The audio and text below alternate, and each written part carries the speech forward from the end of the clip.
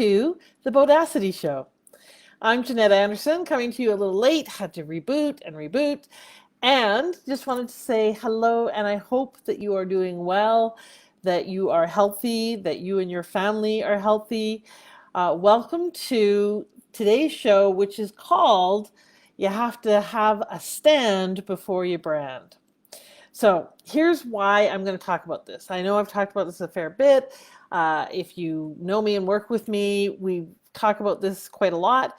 But there are so many of you right now who are creating a side hustle, who are going online from a traditional business, who are trying to figure out how to grow your business in our what's the new next, or who are really just trying to figure out how to stand out in the tremendous amount of online virtual noise that exists, that it existed always, but it's exacerbated now by millions and millions of people now being online and moving online with their businesses, with their offerings.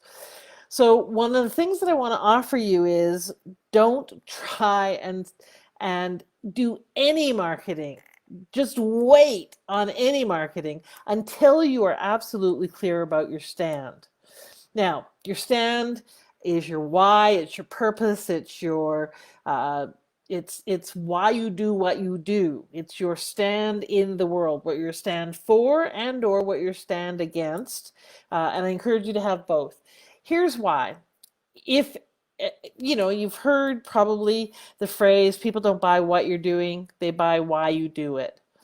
Now more than ever, and when I say now, I don't mean just, COVID now, I mean nowadays when we are in this hyper-connected world, when you literally are competing on a global marketplace.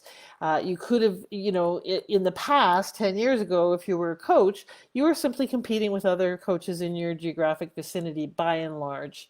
Now you are competing with every single coach on the planet. So how do we stand out in this sea and in this noise, and especially now when everybody is creating products and services and selling something and doing summits and doing so many things? Well, the first thing is, if you are clear on what your stand is, then other people who have a similar stand to you will gravitate towards you. It's one of the most foundational, fundamental things that differentiates us in the marketplace. Why do you do what you do? So I just want to make this really brief. I'm going to give you a couple of tips and hints around how to access this, but I really cannot say strongly enough, don't try and do any marketing until you get this dialed in, because the first, there's three things that people want to know. They want to know why you do what you do. Do we resonate? Are you my kind of person? Do we have similar values? Do I trust you? Can I work with you, essentially? Why do you do what you do? And most importantly, what they're saying there is, does it resonate with who I am and who I see myself as in the world? Secondly, why should I buy you versus all of the other options? What's your differentiation? What can you uniquely do for me that someone else can't? And a lot of that, frankly, has to do with style over skills. Now, those of you who have been working on building up accreditation after accreditation and getting yet another modality under your belt are not going to like to hear this. People don't buy you based on the number or letters after your name. They don't buy you based on how many modalities that you can rattle off that you have. They buy you because there's a resonance and because of one fundamental thing. What can you do for them? So is there in the why should I buy you, are you really clear on what you can do for me? Because that's what they're listening for. And why uniquely you? And here's a clue. It is not about your skills. Those come into play down the road, but think about it. If you went to a doctor and you had broken your leg, and would you care if that doctor said to you, okay, well, I'm going to use a number 4 scalpel and I'm going to make a 10 centimeter incision, and then I'm going to use this screw and that screw? No. Well, most of us wouldn't want that information. I kind of did, but I'm weird. So what we want to know is that they know their stuff, that they are credible and that that credibility has been established in some way, and that they will make us better. They will fix my leg so I can walk on it and use it, and it will be healed ongoingly. That's what we want to know. Now, down the road, we might get into the how you do what you do. But for many people, first what they want to know is, what will what you do for me? That's what they're asking when they say, what do you do? And then the third thing is, why should I buy what you have? Why do I need what you have? So the solution is partially about you and partially about, especially if you're an expert or a service provider of some kind, or you are selling an experience, which every single one of you should be, because you're part of that experience. So every single one of you, whether you're selling ball bearings or, ball busting, you are selling you as a component of that offering. So that's pretty good. Ball bearings or ball busting. I gotta remember that one. So I really, really want you to be able to answer the three whys. Why do you do what you do? That gets you out of bed, differentiates you in the marketplace, creates resonance, fast tracks know, like, and trust. Why should I buy you versus all the other people who do what you do? And by the way, all the people who do what you do are not just direct competitors. They're people who have a variety of solutions to that potential problem. So for instance, you might be a wellness coach. Well, you're competing with nutritionists and physical trainers and doctors and acupuncturists and anybody who is going to provide, for instance, pain relief or a sense of wellness. Not just other wellness coaches. Those are not your competition. Everything that that person could buy to get them the feeling that they are looking for, or the freedom from pain, or the ability to have more sex, or whatever they are looking for, you're competing with everyone who can promise that as an outcome. And then the third one is, why do I need what you have? How will your solution get me from where I am to where I want to go? Okay, now these are marketing fundamentals, and if you haven't got them established, if you haven't answered your three whys, take a look at Simon Sinek's video on YouTube on something about leadership, how to great leaders lead, or something like that. But it's really the 17 best minutes on marketing. If you're really working and struggling with your why, then I want you to go ahead and IM me, and I will give you a link to book a Why Whisperer session with me, where we'll dial in why you do what you do, because it's that foundational piece. But right now, I'm going to help you talk about your stand, because again, don't stand until you can't brand until you know your stand. So your stand is what you are a stand for in the world. It's another way to say this. So here's what I want you to think about, and I want you to make this simple. I have a bunch of different processes and exercises that you can do to kind of access it. So one of the things, for instance, is you can write down 4 or 5 significant events from when you were young, and really young, 2 to 7 years old, in that range, that stand out for you. What happened? What was the story you told about it as a little kid? What was the meaning you applied to it? What did you decide about you or the world, or the world? And really just look, when you write those stories out of those significant events in your life, is there a theme in the story, in the meaning that you've applied? And the other thing, to flip that and look at it as, what is the wound that needs healing there? What is the wound that needs healing? I believe that our why is the intersection of the longing that we have from the past and what we long to heal in the future. So what we're healing from our past and what we long to heal in the future, or what we want to heal in the world. So it's the intersection of those two healings. So what's the wound you want to heal in the world? Sometimes that doesn't isn't easy for people to access. So the other thing that you could look at is, what's been the theme? If this was a school, if this lifetime was a school, what's kind of the theme or the thread of the lesson, the primary lesson you're here trying to learn or figure out? And if you know it, and even if you don't, make one up. What's your purpose? Okay? So what is your purpose in the world? Is there something that you want to change? Now, another way to think of this or access this is, if this was a magic wand that I handed you and said, what would you change about you, other people, or the world? What would that be? That would also give you access to kind of looking at, What is your soapbox that you get on? What's something that you would change that's meaningful and significant to you? So really, one of the probably the best questions is, and this was from a worksheet from Red Elephant, Iman and Afreen Khan had this as a question on an exercise that they did around stand, and that is, what is my greatest desire for the world? What is it that you really, really would love to see? Whatever your version of the world is, and by the way, the world might be the world as a whole, it might be that piece of the world that you really care about. What is your desire for young women? What is your desire for, African American men? What is your desire for, I'm just thinking of all the people I've talked to today, for business owners that are looking to really scale? What is your desire for whoever your people are that you would really, want to serve? What is your desire for them? And and the last thing that you can kind of look at is simply to say, I am a stand against whatever it is that pisses you off or regularly challenges you or that you would like to see gone somehow. I'm a stand against this. So for me, what that is I'm a stand against limitations and constraints, thoughtlessness and meanness.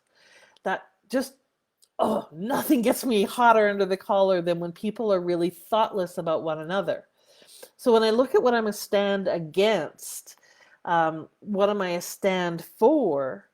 Well, really, it's freedom, freedom from constraints, kindness. And when I really kind of dig under that, what my stand is that every single person gets that they matter, that you get that you matter. And how is that the intersection? Well, of course, my healing from my past is that I wanted to matter. I longed to matter to my mom, first of all, to, family members, etc. I was kind of a lost and forgotten child. Mom was married 5 times, and in all of those marriages, she kind of gave up herself, and I was not important. And dealt with the family with addictions, and for any of you who live with that, that often the addiction comes ahead of those that we love. So there was lots of reasons why in my past I really longed to matter to someone. That expanded into really wanting to matter and make a difference in the world. For a long time, that desire pushed me. It was like kind of like God was kicking me in the ass all the time. It was really not comfortable, and it really was coming from a should or a have to, which was the opposite side. It was that wound that it was coming from, that whole story of I'm not enough. So my purpose is that the BS story of not enough ends with me. So it ends within me, and it ends in the world. And so the work that I do is related to that. If I'm teaching entrepreneurs how to grow their business, it's so that they can get over the not enough story, that they're not good enough to do this work, or they're not ready to lead, or that they're not smart enough, or they're not whatever enough. The comments may be that go in, and the stories that run in their heads that take them out of the game. So I am a stand for the end of the BS, bullshit and belief system story of not enough. Not pretty enough, not smart enough, not good enough, not credentialed enough, not rich enough, not whatever. Okay? And the flip side of that for quite a while that was my stand against, was really clear for a long time. My stand for took me a bit longer to really kind of let it emerge. And it wasn't that I'm a stand for people getting there enough. That wasn't it. That just fell flat to me, because it's not about enoughness. It's not about sufficiency. It's not about being great. It's about simply getting that you matter. So my stand is that people get that they matter. And that's the piece of what I have been, healing in my life, and the longing from my past was to heal the wound of not mattering. The thing I want for the world is that they get that they matter. So make it simple. Don't make it So big, so grandiose that it A, scares you out of taking action, and B, that it is complicated, hard to remember, etc. I did that for a long time. Your stand is actually pretty simple. It's a stand for something that matters to you. So what is that? And it doesn't have to be 100% clear. Sit with it, try it out, put it on like a jacket, see if it fits. If not, then play with it, tweak it, and test it out in the world. Ask people, what do I rant about regularly? They'll tell you. That gives you some clues about what you're a stand against and a stand for. And here's how I want you to apply that. Take that stand, take your desire and your clarity about what you're a stand for, and use that as the foundation of your brand. When you do that, then people get who you are, they get what you're about, they know whether or not there's a resonance with you. It informs the style with which you approach the same topic matter as other people may be talking about. It differentiates you. It gives you a bunch of things for you to get up and be motivated by, but it also gives, in the minds and hearts of other people, some clarity around why you? Why do I need what you have? And why are you doing what you do? So please, please, please, if you're thinking about developing some new content, a program, even just starting to build your list, if you're trying to figure out where to access the marketplace, if you're trying to figure out how do I grow my business in this time, for the love of God, please just ask me. I have tons of information and expertise I'm happy to share with you, especially now. I don't want you twisting and spinning and trying to sort this out. Yes, I have programs and offerings and coaching for sale. And if you IM me, I will send you a link for a complimentary Why Whisperer session where I can help you dial in your stand or your why, so that you can use it as a foundational part of your marketing, of your branding, of your positioning, and of really helping you stand out in this. Oh, that's a good one too. Your stand helps you stand out in this very crowded market. Um, there are so many opportunities right now, but the opportunities need to come from and out of clear positions, clear voices, be opinionated, be willing to be provocative and proud and brave about your stand. Middle of the road never serves, because you always get run over in the middle of the road, but especially now, you cannot afford to be mealy-mouthed, milk toasty, tepid, or in any way wishy-washy about your message. Do not try and be all things to all people. Do not try to sound politically correct. Do not try and say things in marketing speak. Talk like you talk to your best friend, to the person that you care about, and talk about what matters, your stand, and how you are going to change the world. That's the conversation that matters right now. So let's have that conversation. Then we can get refined and talk about how that translates into your business offerings and your solutions and how you approach the marketplace and all of that. Stand, then strategy, then tactics. You cannot brand until you know your stand. Got it? All right. This is Jeanette Anderson wishing you a bodacious week. Like I said, please jump into my complimentary for a couple of months mastermind every second Thursday. There is going to be information in the Bodacity's Action Heroes Facebook group. If you're not already a member, please do become a member. Please share this video. I would love, love, love to reach out to more people and provide more people with support as they move through all of the confusion of the offerings that are available right now. So if you found this at all valuable, please pass it on. Please go to the Bodacity page where you are right now, or where this is being recorded live, and like the page. Somehow magically that makes a difference in the world. But if you haven't joined Bodacity's Action Heroes, please do, and please bring your girlfriends with you. Whether you're starting out a business, whether or not you want to just live your life more boldly, Bodacity is about building bold businesses and bold lives. And why does boldness matter? Okay, well, boldness always matters. Courage matters. Courage is not the absence of fear, it's the willingness to take action in spite of. But right now, we really need courage. The courage to be who we are. So, be bold, be brave, get into action. Let me help you. Let our community help you. Jump in, share, ask questions. I am me if I can be of support. Let me help you with your why. And for the love of God, go and get your stand clear so that you can then clarify your brand and get out and make the difference that you are here to make. Have the voice that you are here to add to our beautiful choir. All right, my friends, have a wonderful and bodacious week. Thank you for being here. Thank you for watching. Have a great bodacious week. Mwah!